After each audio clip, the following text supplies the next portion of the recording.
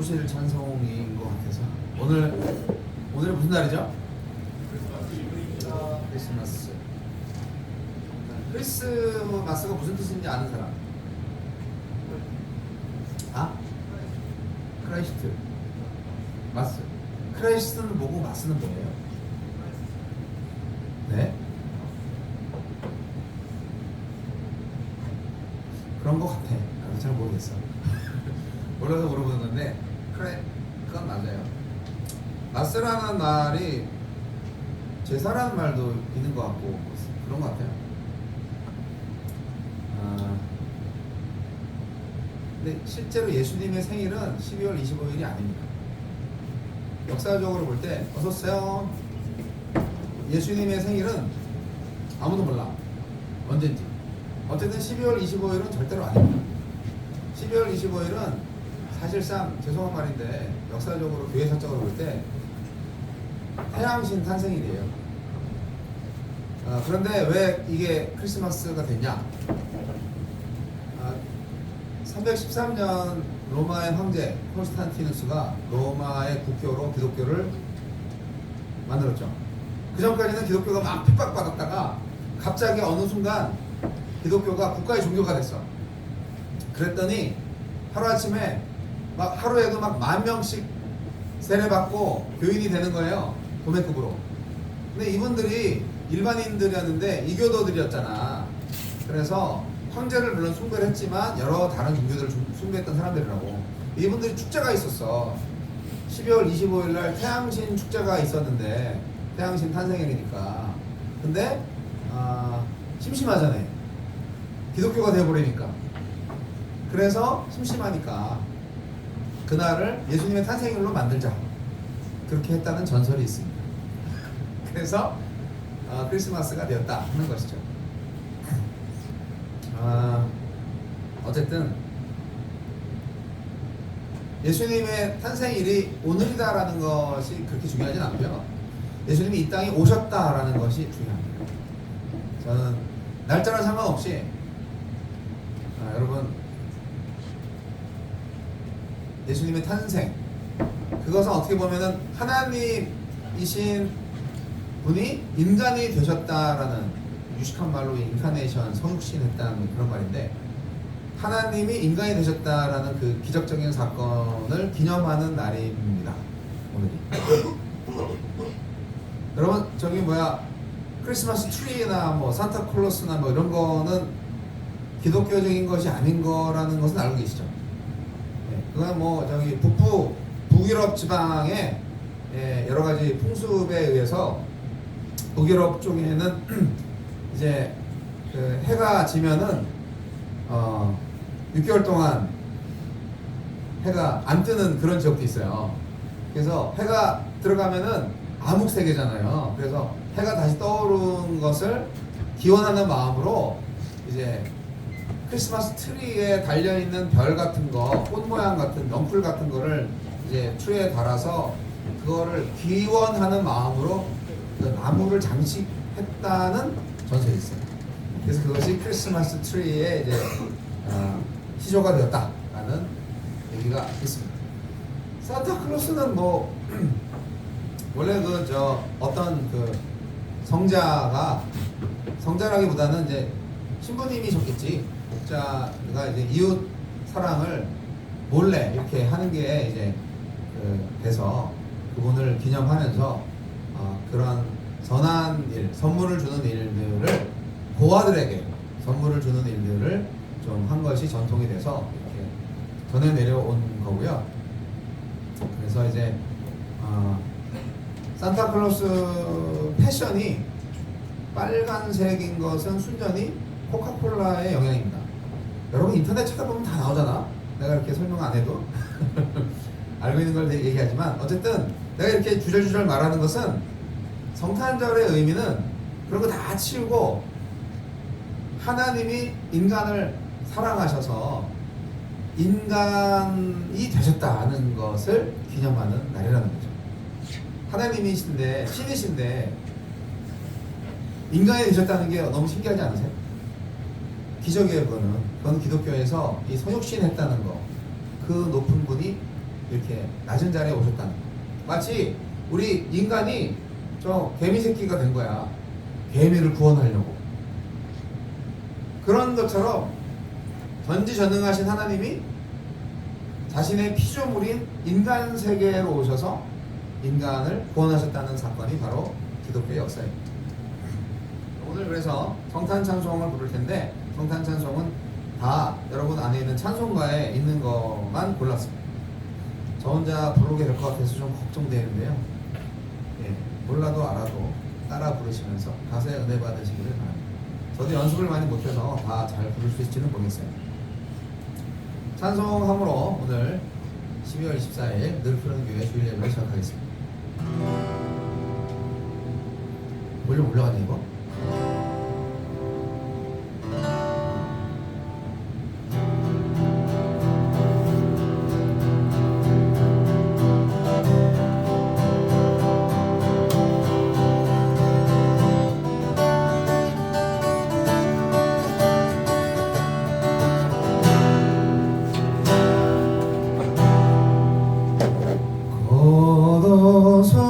서서히 마음을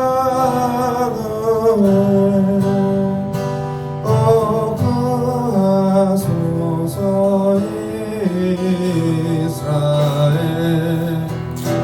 그 포로 생활고 넓어 메시아 기다립니다.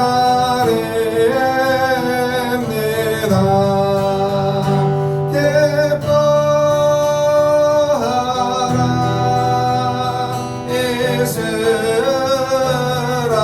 이스라엘 곧 오시리오 임마누엘 곧 오소서 지혜주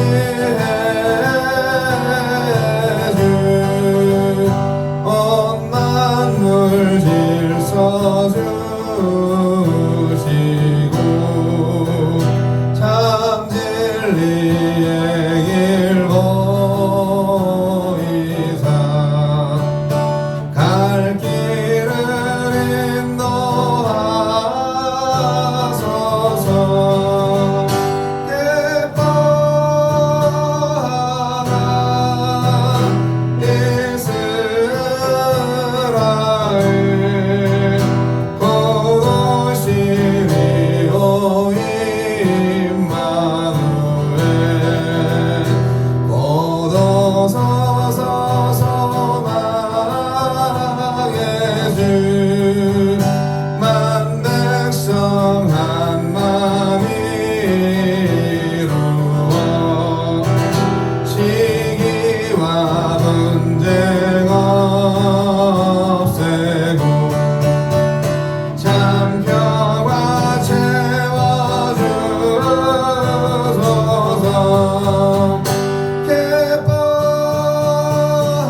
기뻐하라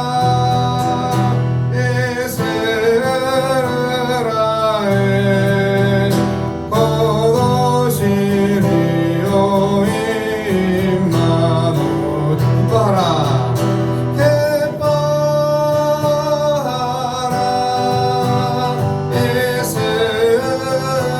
이스라엘 곧 오시리오 임마누엘. 할렐루야. 제가 정산 찬송 중에서 가장 좋아하는 찬송은 이 찬송입니다. 이 찬송이 언제 지어졌는지 보시면 12세기에 지어졌어요. 12세기. 1200년. 그러니까 굉장히 오래된 찬송이고 약간 이스라엘 민요 풍이 좀 들어가 있어요. 제가 좋아하는 마이너족이죠. 이스라엘 백성들이 메시아를 기다렸어요. 400년 동안 선지자가 없었어요. 멘트할 때는 에코를 떼주세요. 그래서 400년 동안 주여 오시옵소서 메시아를 보내주세요. 우리 지금 남의 나라 식민지로 살고 있습니다. 그렇게 기도했죠. 그런 이스라엘 백성들의 마음을 투영시켜서 만든 곡이죠. 그래서 되게 기도하는 마음으로 많이 찬양을 합니다. 그런 의미에서 약간 빨리 한 번만 다시 볼게요.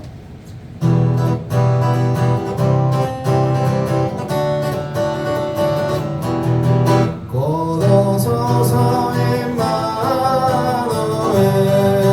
어구하소서 이사엘 그 포로새 갈고 달파 메시아 기다립니다 기뻐하라 이스라엘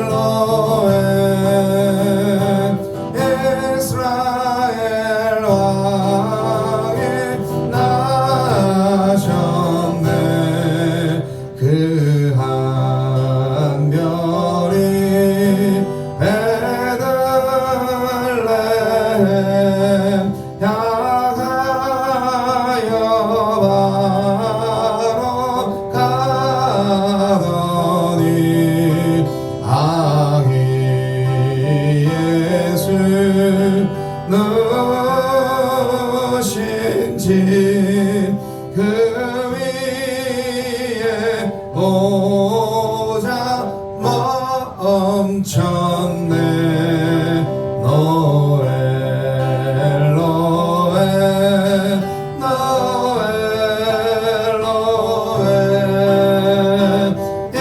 이스라엘 왕이 나셨네 저 동방에 악산을이 새하기 보고 절하고 그 보배하 하여러서 세 가지 예물 드렸네 노엘 노엘 노엘 노엘 이스라엘 왕이 나셔 성탄 노엘 노엘 노엘 노엘 노엘 노엘 이스라엘 왕이 나셨네 할렐루야 여기가 건조해서 이렇게 하시네요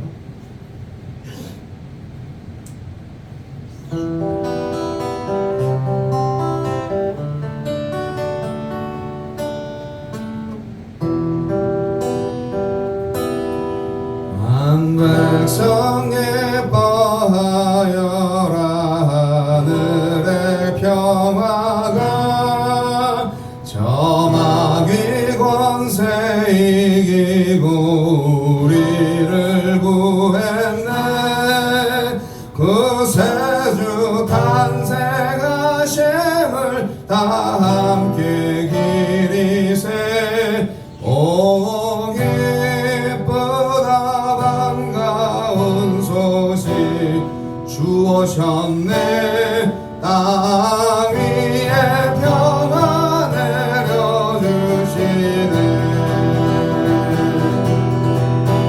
양치는 목자들에게 한 천사 나타나 그 전한 예쁜 소식은 이 세상 구했네 하나님 독생 성자가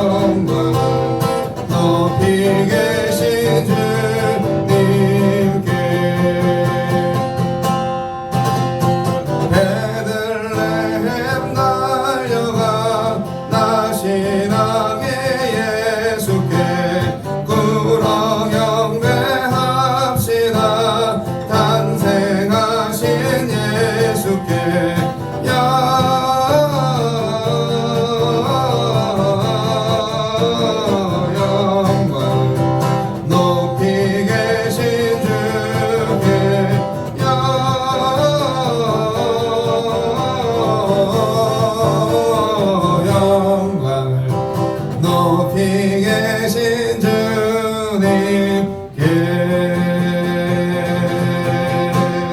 구유 안에 놓이신 어린 아기 예수께 우리들도 다 함께 기쁜 찬송 부르자.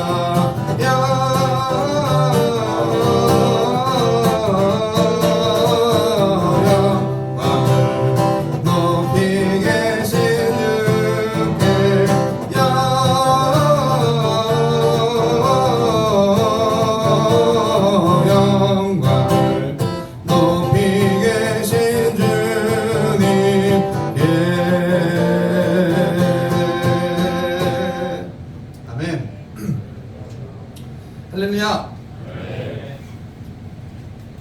제가 한계가 있습니다.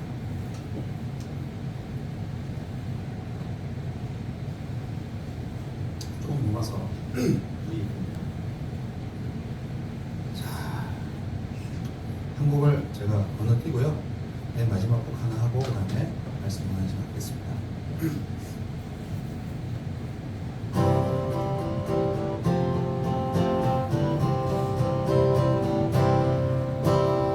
거룩한 밤 별빛이 찬란하다. 우리 주 예수님 나신 이 밤 오랫동안 죄악에 얽매여서 헤매던 우리 위해 오셨네. 온 땅이 주의 나신 기뻐하며 희망의 아침 밝아오르다. 무릎 꿇고 천사와 화답하라. 오 거룩한 밤 주님 탄생하신 밤 이 밤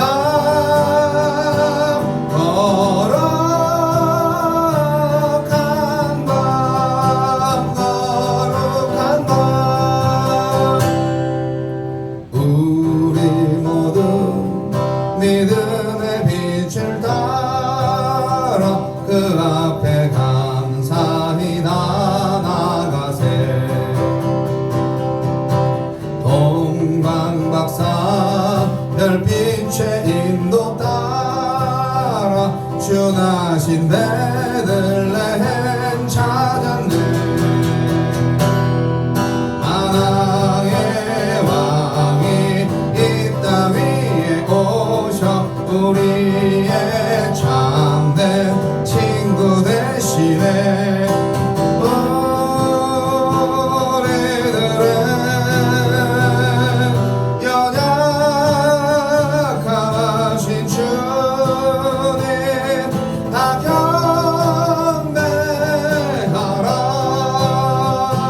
만왕의 왕 주님께 이 밤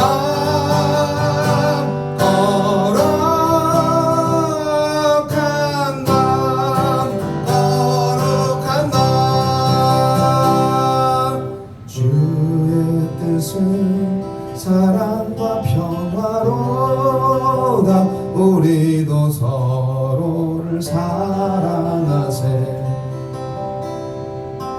주님께서 사슬을 끊으시니 이 땅의 억눌림이 사라져 기쁨의 찬송 함께 부르면서 주님의 이름 높이 기리세. 주 예수님 그의 이름 영원하리. 다 선포하세.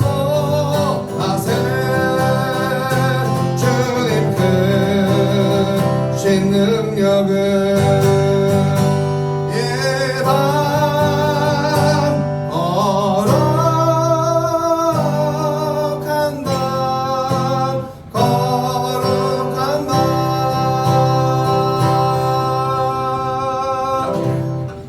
할렐루야.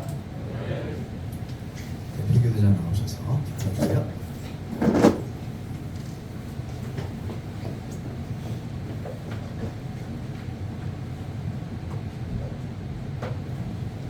기도하겠습니다.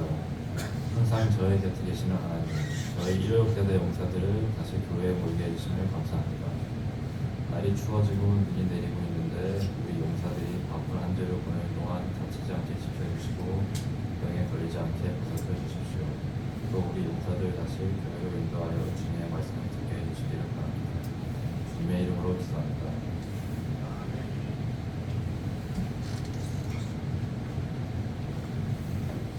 방금 찬송할까요?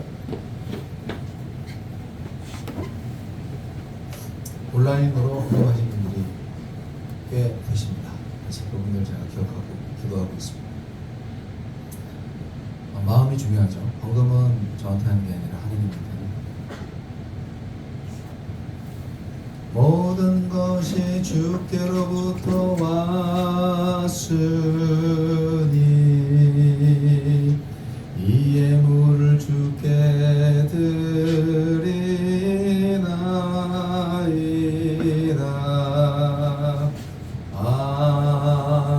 아멘. 헌금을 위해서 기도하겠습니다. 하나님 아버지 감사합니다.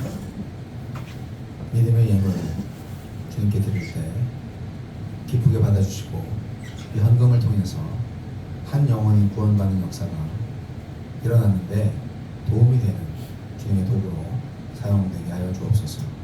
늘 부른 교회를 사랑하셔서 이 자리에 예배하는 모든 하느님의 아들들 마음속에 그리스도의 생명과 사랑과 친절과 용서가 그리고 담대함이 가득하기를 소원합니다. 예수님 이름으로 기도합니다. 아멘. 할렐루야. 자, 오늘은 제가 말씀을 전하게 되었습니다. 자, 빌립보서 말씀 한번 볼까요? 여러분 이제 제가 여기다가 안 적었어요. 그래서 여러분 한번 찾아보시라고 여러분의 폰이나 옆에 있는 성경책 한번 찾아보시겠어요? 빌립보서인데요. 빌립보서 찾기 좀 어려워요. 왜냐면 조그맣거든요. 서신서 뒤쪽에 있어요. 신약성경 빌립보서 찾아보세요. 여기 성경책 찾아보시고 옆에 성경책 핸드폰 없으십니다. 성경책이 우리 교회 한 30-40개밖에 없어가지고 이렇게 좀 정말 많이 하더라고요. 찾아보세요. 빌립보서 어디에 있을까?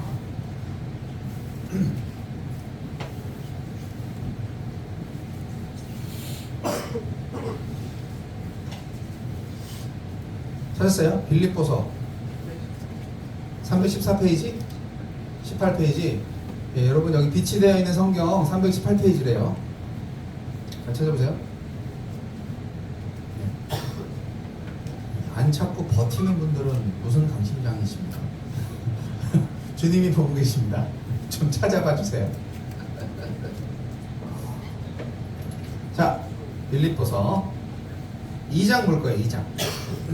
빌립보서는 4장밖에 없어서 굉장히 좁아. 도대체 어디 있는 거야? 찾았어요? 오케이. 찾으셨으면 네 해주시기 바랍니다. 찾으셨나요? 그러면 빌립보서 2장 5절로 11절 빌립보서 2장 5절로 11절까지 함께 읽겠습니다. 시작. 너희 안에 이 마음을 품으라.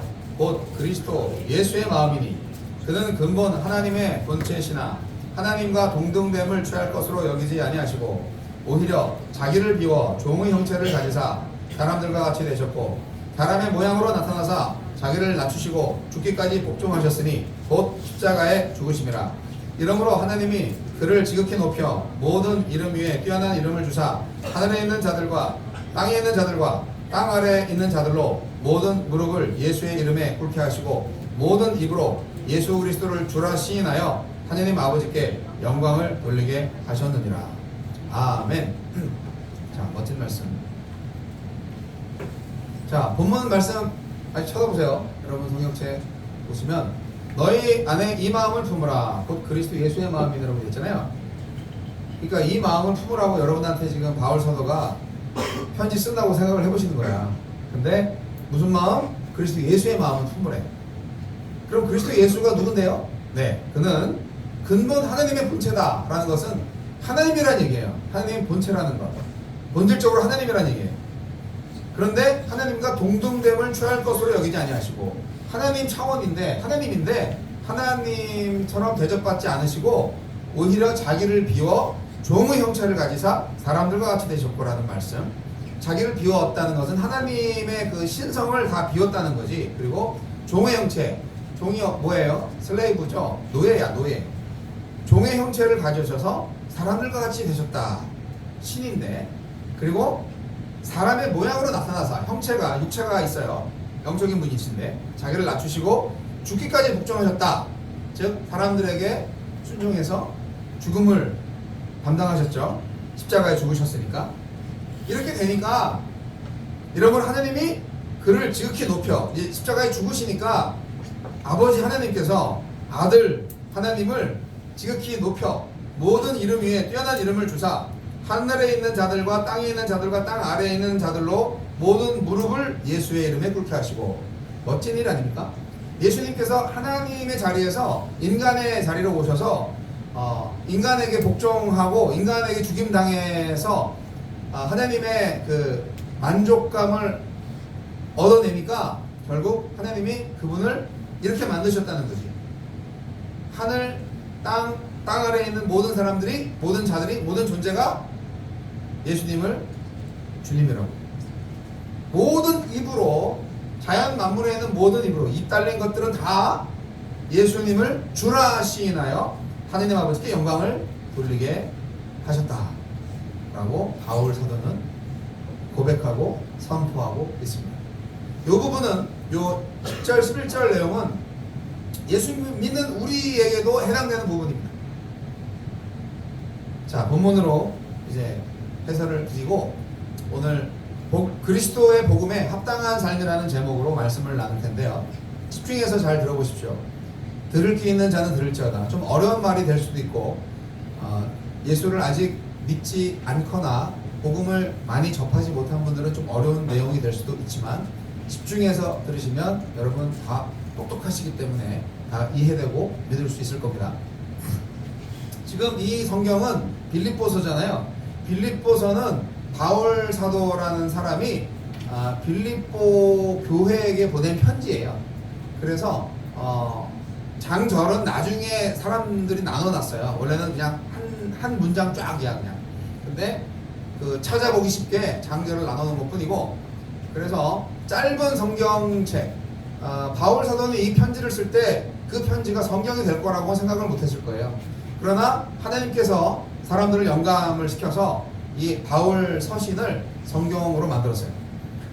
자, 그러면 빌립보라는 지명이 물론 발음상에 문제가 있어요. 오늘날의 빌립보라는 필리페라는 지방인가 그럴 거예요 아마. 근데 자, 바울의 빌립보 첫 방문은 기원 후 49년경이에요. AD 49년, 서기 49년경, 아주 옛날이죠. 그때 실라하고 루가하고 티모테하고 함께한 2차 전도 여행 중에 빌립보를 처음 방문했어요. 어떤 상황이냐? 사도행전에 이 내용이 나와 있어요. 사도행전에 보면 16장에 이런 내용이 나와 있는데, 소아시아 중심으로 전도를 펼치다가 드로아라는 곳에 왔을 때 한 마게도냐 사람이 건너와서 우리를 도와주라고요 이렇게 환상이 나타났어요. 꿈속에서. 그래서 자기를 도와달라고 하는 그 환상을 바울 사도가 본 거지. 그래서 지금 여기 소아시아 이탈리아 중심 지중해 연안으로 뱅뱅 돌다가 그 이쪽 돌다가 소아시아니까 여기는 유럽이 아니라서 그냥 저기 팔레스타인 위쪽으로 해가지고 그 밑으로 그 위로 살짝 돌다가 드디어 이제 이탈리아 쪽으로 이제 가려고 하는 거지. 이 마게도냐라는 것은 유럽을 의미하는데 건너와서 우리를 도우라고 요청을 하는 특별한 환상을 보고 나서 이게 사도행전 16장에 나와 있어요. 그때 이제 바울 사도가 하나님의 부르심을 확신하고 즉시 마게도냐로 넘어갑니다. 그 첫 성이 바로 빌립보인 거예요. 그래서 유럽 전도의 그 바로 최선봉, 거기가 빌립보라는 도시였어요. 마게도냐 지방에서 최초로 루디아를 만납니다. 루디아는 자주장사인데 여자 사업가예요. 그 당시에 그 자주빛 천이 제일 귀했어요. 뭐 옛날에도 그랬지만 비단장사 왕서방이라고 그러잖아. 이때도 이 옷감을 만드는 사업이 상당히 그 부가 획득될 수 있는 사업인데 그걸 여자가 했네. 여기는 좀 그 상당히 좀 진보적인 여성이었던 것 같아. 잘 모르겠지만 자주장사. 그 루디아가 굉장히 바울을 나중에 많이 도와줍니다. 루디아네 집에 가서 신세지거든요. 그래서 이 최초의 교회를 만들게 되는데 바울이 이곳에서 빌립보에서 어떤 사건이 있었냐면 귀신의 힘을 빌려서 점을 보는 어떤 여자 노예가 있었어요.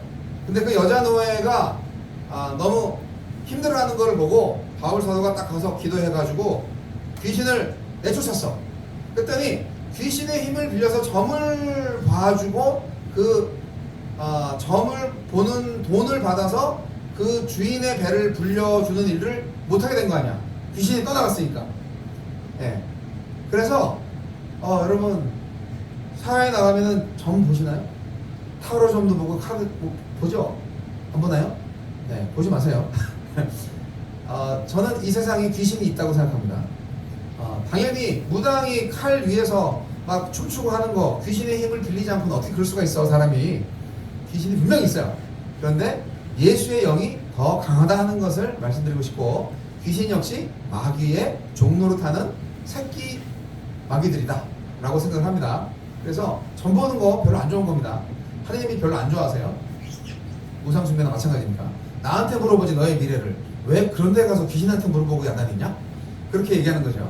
자, 그런데 이제 이 귀신 들려서 주인의 일을 해주던 이 여종이 귀신이 떠나가니까 보통 사람이 됐잖아. 그래가지고 이 주인이 밥벌이가 없어지니까 바울 사도를 고발합니다. 당국에. 저 나쁜 놈들이에요. 그래가지고 거짓으로 고발을 해서 바울 일행이 그냥 관원들이 나와가지고 매 때리고 체포해가지고 감옥에 가둬버립니다. 그런데 그 감옥에 갇혀 있는데 옛날 감옥 얼마나 후지겠어요. 바퀴벌레 나오고 그냥 습기 막 매 맞은데 아주 찌리고 막 그러잖아요. 차고 있고 지금. 그런데 여기서 바울 사도가 뭘 했냐? 찬송하고 기도했어요. 바울과 신라가 빌립보 감옥에서 찬송을 하니까 어떻게 돼요? 옥문이 열리고 지진이 나고 옥토가 흔들려가지고 문이 다 열렸어. 모든 감옥의 문이 다 열려버렸어. 그 당시에 간수는요, 죄인이 한 명이라도 도망가면은 자기가 죄인이 돼야 돼. 그런 제도가 있어요. 간수 한 명 도망가면 자기는 죽어야 되는 거지. 그래서 간수가 자결을 하려고, 난 죽었다 이제 끝났다 이제. 자결을 하려고 했던 순간에 바울 사도가 잠깐 우리 다 아직 안 도망갔어. 아직 여기 그대로 있어. 죽지 마. 그렇게 이제 개입을 해서 간수를 살려줍니다. 근데 어떻게 그런 일이 있을 수 있는지 모르겠지만 간수가 바울 사도한테 물어보는 거죠. 어떻게 해야 내가 구원받겠습니까? 그래서 그때 유명한 말씀이 나오는 거예요. 사도행전 16장 31절 주 예수를 믿으라. 그리하면 너와 내 집이 구원을 얻으리라. 이 말씀이 빌립보 간수한테 한 말이에요. 그래서 간수네 집에 가서 그 집에 가서 그 얘기를 다 하고 그 집이 싹 다 믿었어요. 그래서 탄생한 교회가 빌립보 교회인 거예요. 예, 그 빌립보 교회를 이제 이게 49년도라고 보면은 이 빌립보에 보낸 편지를 언제 썼냐? AD 60년에서 62년 사이야. 이때는 바울이 뭐 하고 있었냐? 로마의 감옥에 갇혀 있어 사형 날짜를 기다리고 있었던 그런 때가 아니었나라고 신학자들은 추측을 합니다. 그래서 빌립보의 성도들을 생각하면서 요즘 저 이단들 많이 들어왔다며 너무 문제가 많다며 하면서 그냥 걱정하는 마음으로 사랑하는 마음으로 이렇게 편지를 쓴 거예요. 빌립보에. 그래서 빌립보서는 빌립보에 보낸 편지, 빌립보 교회 교인들한테 보낸 편지. 바울은 빌립보서에서 정확하게 구원이 뭔지, 예수님이 뭔지, 누구인지 정확하게 말씀드리고 있습니다. 바울은 빌립보 교회에 온전한 연합을 통한 겸손의 삶을 강조합니다.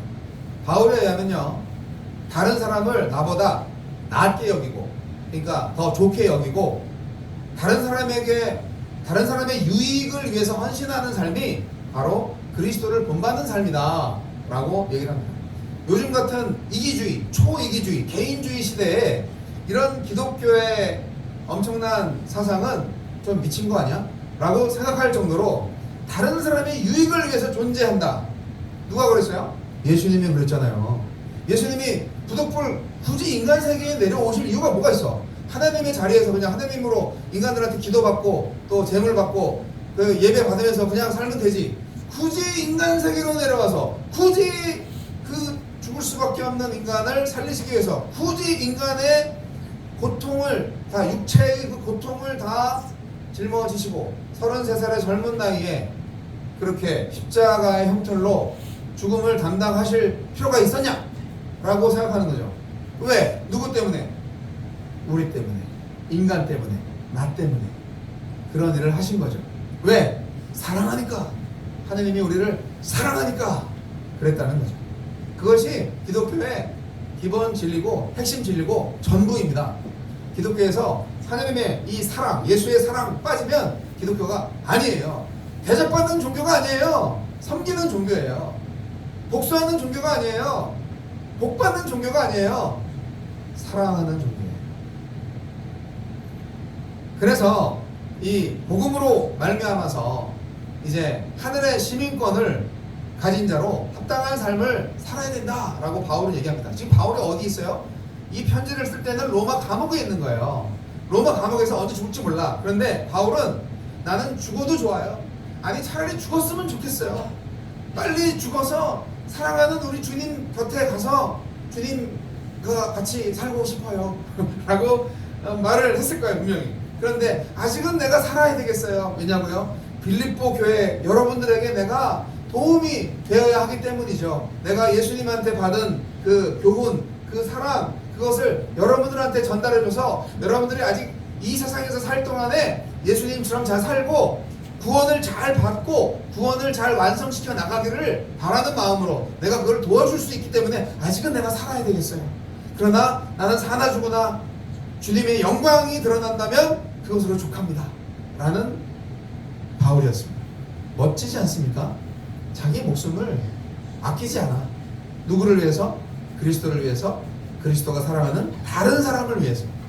이것이 진정한 그리스도인의 삶의 자세이고 그리스도의 마음이 아니겠습니까? 그 마음을 빌립보 교인들한테도 가지라고 권면을 하는 거예요. 빌립보서 한 10분이면 다 읽거든? 한 5분이면 다 읽을 거야. 빨리 읽으면, 속으로 읽으면 4장밖에 안 돼요.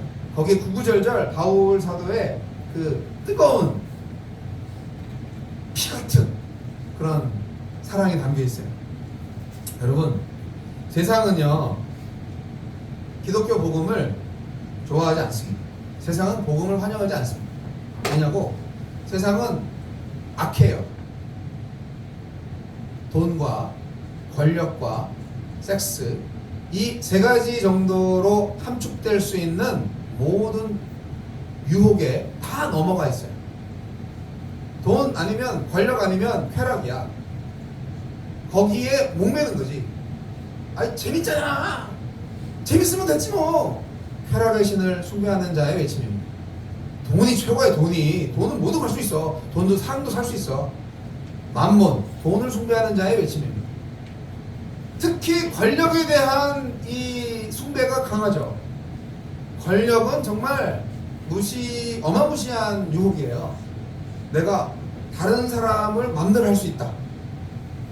굉장한 거 아닙니까? 내 말 한마디면 다 움직여. 이 권력 욕구가 정말 큰 유혹입니다. 오죽하면 전두환이가 반란을 일으켰겠어. 군사 쿠데타로. 최근에 서울봄 영화를 보면서 정말 저랬구나. 제가 중학교 1학년 때인데 저랬구나. 정말 그런 길지 않고 결코 멀지 않은 나의 조국 대한민국에서 일어났던 그 일을 보면서 얼마나 권력이 달콤했으면 저렇게 같은 동족을 자기의 권력을 이용해서 총을 쏘고 곤봉으로 휘둘 까고 그래서 이렇게 많은 사람들을 희생시켜가면서 권력을 장취했을까? 야, 저 사람은 어떻게 저럴 수 있었을까? 권력욕이죠. 권력을 숭배한 사람이라고 저는 생각해요. 여러분도 그랬을 수 있어요. 마음속으로 권력이 주어지면 그거를 핸들링 할 수 있는 자제심과 믿음이 있어야 되는데 그러지 못한 사람한테 권력이 주어지면 뭐 누가 전두환처럼 안 할 리가 있겠냐? 저는 그렇게 생각을 합니다. 여러분, 바울은 로마 시민권자였고 유대인 중에 유대인이었고 배울 만큼 배운 사람이었는데 그래서 옛날에 예수 믿는 사람들을 잡아서 족치려고 다마스커스, 다메섹으로 막 출동, 잡아! 예수 새끼들 잡아! 하면서 막 가고 있었는데 다메섹 도상에서 갑자기 번개가 번쩍 나면서 눈에 비늘 같은 것이 막 붙으면서 강한 빛 가운데에서 음성이 들려왔는데 사울아 사울아 네가 왜 나를 핍박하느냐 주님 누구시오니까 눈 안 보이고 막 헤매면서 음성이 들리니까 당황해가지고 나는 네가 핍박하는 예수다 하면서 환상 중에서 만났잖아요 바울이. 그래서 사울이었는데 이름을 바울로 가장 높은 자에서 가장 낮은 자라는 이름의 바울로 이름을 바꾸고 한 10수년간 수련하고 어디 아르바에 갔다가 이렇게 기도하고 있다가 이제 나중에 돌아와서 예수를 위해서 생명을 바치겠다, 예수를 위해서 이제 새롭게 살겠다라고 결단한 사도가 바울이잖아요. 그래서 지금 바울은 그런 예수를 만난 경험이 있기 때문에 빌립보 성도들한테도 자기처럼 신앙생활 잘하고 그리고 멋진 교회, 예수님 오셨을 때 정말 칭찬받을 수 있는 교회가 되어라 하고 권면하고 있는 거예요. 그런데 그렇게 하려면 어떻게 되느냐? 구원을 제대로 이해해야 된다는 거죠. 여러분, 교회는요 그리스도인들의 공동체예요. 교회는 건물이 아니죠. 믿는 자들의 모임이에요. 믿는 자 두 사람이 모이면 바로 거기가 교회입니다. 그런데 교회가 교회되려면은요 바울 사도의 이 지침처럼 이타주의가 있어야 되고 그리스도의 사랑이 있어야 되는 거예요. 그럴 때 교회가 교회인 거예요. 그렇지 않은 교회는 교회가 아닌 거예요. 가짜 교회인 거예요. 늘 푸른 교회가 저는 진짜 교회가 되기를 바라요. 그러나 여러분 안에 참 교회가 있을 줄로 믿어요. 바울은 감옥에 갇혔어요. 그러나 복음은 절대로 갇히지 않았습니다. 로마 제국은 바울을 감금했지만 구원의 역사는 중단되지 않았습니다. 오히려 바울의 존재감이 더 뚜렷해졌고 그가 전하는 복음을 변증할 수 있는 기회를 얻었습니다. 바울은 자신을 향한 고소와 재판 속에서 재판장에서 자기가 왜 잡혔는지 하면서 쫙 얘기할 수 있는 변론의 기회를 주잖아, 재판정은. 그래서 그때 그 고위 관리들 앞에서 예수의 복음을 제대로 전할 수 있는 기회도 얻었던 거예요. 예수 그리스도를 합법적으로 그렇게 충분히 고위 관료들한테도 전할 수 있었던 바울. 바울은 자신이 어디에서 어떤 대접을 받든지 간에 복음이 전파되는 것을 가장 기뻐했습니다. 바울이 옥에서 이렇게 석방되는 것보다 더 원했던 것, 자기가 살아남는 것, 생존보다도 더 원했던 것은 예수 그리스도께서 바울의 몸을 통해서 존귀히 여김을 받게 되는 것이었습니다. 내가 핍박을 받음으로, 내가 고난을 받음으로, 내가 거짓말을 하지 않음으로 인하여서 받는 세상으로부터 오는 모든 고난과 핍박, 내가 정직하게 살려고 하기 때문에 정직하지 않게 살아서 잠깐의 이득을 취하라는 권력자에게 몰매 맞을 때 그때 그리스도의 빛이 드러나지 않겠습니까, 여러분? 그런 거죠. 진리를 알지니 진리가 너희를 자유케 하리라. 예수님이 진리예요. 예수님이 사랑이에요. 사랑하는 유로역 공경 대대 용사 여러분, 우리가 인생 한 번 사는데 연습이 없어요. 그래서 저는 여러분한테 권고합니다. 예수 한번 제대로 잘 믿어보세요. 예수 믿으면 절대 복 받지 않습니다. 제가 다른 복음을 전하는 게 아닙니다. 예수 믿으면 복도 받지만 핍박도 같이 받아요. 요즘 세상에 고난받지 않는 그리스도인은 그리스도인이 아니에요. 증거가 필요해. 왜냐고? 의롭게 살고자 하는 자는 반드시 고난을 받게 돼 있어요. 왜냐? 불의하게 살면서 자신의 개인의 이득을 취하기 위해서 남들을 해치는 사람들이 너무나 많기 때문에 그들을 조종하고 그들과 더불어서 이 마귀가 제일 잘하는 게 거짓말이거든. 이간질하는 거. 그래서 가짜 뉴스에 휘둘리는 것 때문에 아직도 우리나라가 지금 이 지경인데, 그 가짜 뉴스를 퍼뜨리는 사람들 정말 하나님께서 정말 다 기뻐하지 않는 사람들이거든요. 그 마귀의 그 쫄병들이나 마찬가지예요. 우리 그리스도인은 진실하고 정직해야 되는 거예요. 그것을 예수님이 본을 보여주셨고, 우리는 그 예수님을 본받는 자가 되어야 진정한 영생을 얻을 수 있는 겁니다. 여러분, 구원이라는 게 바로 이것입니다. 하나님의 말씀에 순종해서 두렵고 떨림으로 이루어가는 게 구원이에요. 예수 믿습니다 라고 딱 말을 해서 그날로 구원 다 받은 게 아니고요. 그게 구원의 시작이야. 그래서 예수 딱 영접한 다음에 하나님의 나라에 갈 때까지, 예수님이 재림하실 때까지 하나님과의 관계 속에서 믿음을 지켜나가는 것이 바로 구원입니다. 다시 말씀드립니다. 예수는 누구입니까? 본질상 하나님의 모습이었는데, 하나님의 본질이셨는데 사람으로 낮아지셨고, 사람 중에서도 노예로 낮아지셨어요. 그분은 섬김을 받으려 함이 아니라 섬기려 하는 노예로 사셨고, 사람들을 죄의 노예에서 해방시키기 위해서 죄인의 누명을 쓰고 십자가에 달려 죽으셨습니다. 십자가에 달려 죽기 위해서, 그 인생의 사명을 위해서 오늘 이 땅에 오신 거예요. 성탄절. 그렇게 낮아진 사람들이 교회인 거예요. 예수님처럼 낮아진 사람들이 교회를 하는 거예요. 교회에서 내가 높네, 네가 높네 하는 것은 잘못된 예수님의 제자들의 모습이죠. 하나님은 그 낮아지신 예수님을 이제 때가 됐을 때 완벽하게 높이셨어요.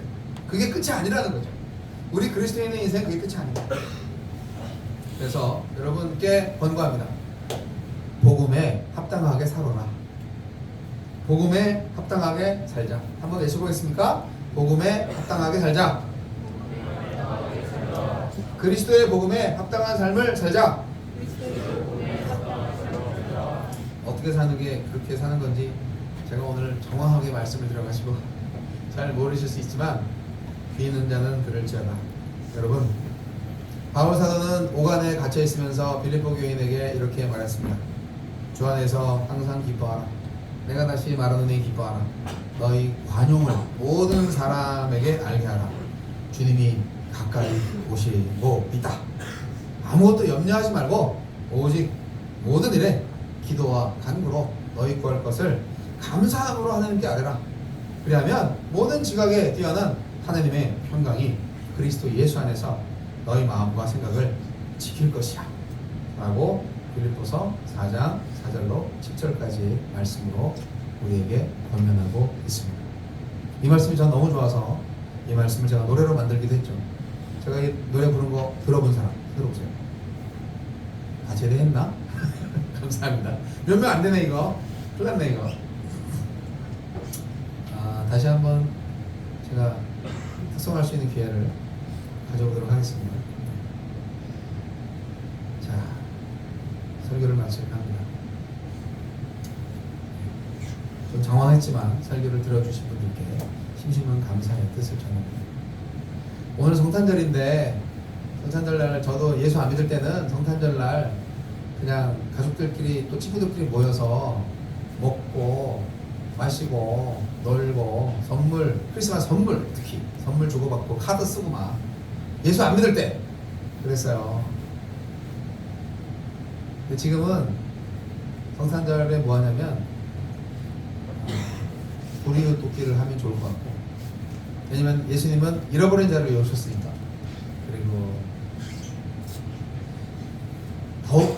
예수님을 예배하고 싶다, 그 찬송을 올려드리고 싶다라는 생각이 많이 듭니다. 크리스마스는 어쨌든 기독교의 명절로 온 세계가 인정한 날이잖아요. 이날만큼은 길거리에서 찬송을 불러도 누가 뭐라고 안 할 거라고 생각해요. 그래서 참 제가 예배 찬양 목사이기 때문에 그런 마음이 항상 있습니다. 그래서 저도 이 성남 판교에 가면은 지금도 무대, 5개 무대가 설치되어 있고 성남에 있는 그 기독교 협의회가 뭉쳐가지고 공연도 하고 축제도 하고 막 그런다고 그러더라고요. 저는 산타는 별로 안 좋아합니다. 네, 정경적이지 않으니까. 그러나 예수님은 살아계시고 하나님도 여러분들을 사랑하시는 것은 사실입니다. 네. 그래서 오늘 간식 종류가 한 4가지 됩니다. 조금 하나 더 넣었어요. 여러분 다크 초콜릿을 맛있게 드시면서 예수님의 그 고난과 그리고 구원을 위한 그 애틋한 사랑을 한번 느껴보시기를 바랍니다. 기도하겠습니다. 하나님 아버지 감사합니다. 여러 공동체들을 너무나 사랑하시는 주님, 추운 겨울 날씨 오늘 아침도 눈을 치우면서 애쓰는 장병들의 마음 주님 아시지요? 이 겨울을 또 어떻게 보낼 것인가. 그러나 주님께서 늘 항상 함께하여 주시고 춥거나 덥거나 시원하거나 따뜻하거나 언제나 찬양받기 합당하신 분은 하나님이시고 또한 우리의 생명을 보존하시며 우리의 인생의 목표를 확실하게 보여주시는 하나님이심을 아오니 오직 주님 되신 예수 그리스도를 따르며 예수 그리스도를 본받는 인생, 구원을 이루어가는 인생, 진정으로 하나님의 자녀로 사는 인생, 바로 그 인생을 선택할 수 있도록 인도하여 주시옵소서. 힘들고 어려울 때마다 주 성령께서 나의 몸과 마음을 붙들어 주시고 역사하셔서 어떠한 고난 가운데에서도 하나님의 사랑과 예수 그리스도의 부활의 능력으로 이겨낼 수 있는 힘을 주시옵소서. 힘들 때마다 기도하겠나이다. 어렵고 답답할 때마다 예수님의 고난을 기억하겠습니다. 예수님은 노예로 오셔서 다른 사람들의 생명을 위해서 목숨까지 바치시고 결국 부활하셔서 우리의 생명의 근본이 되셨음을 믿습니다. 주님께서 나의 생명도 살리실 줄 믿습니다. 라는 그 믿음으로 군상을 잘하고 모든 사람들에게 예수의 복음을 전할 수 있는 늘푸른 교회 성도 용사들이 되게 하여 주시옵소서. 지금은 우리 주 예수 그리스도의 은혜와 하나님 아버지의 극진하신 사랑과 성령님의 감화감동 교통 역사하신 참으로 그리스도 예수의 복음에 합당한 인생을 살고자 결단하는 모든 하나님의 아들들 머리 위에 이제부터 영원까지 함께 하시기를 우리 구주 예수 그리스도의 이름으로 간절히 축원하옵나이다.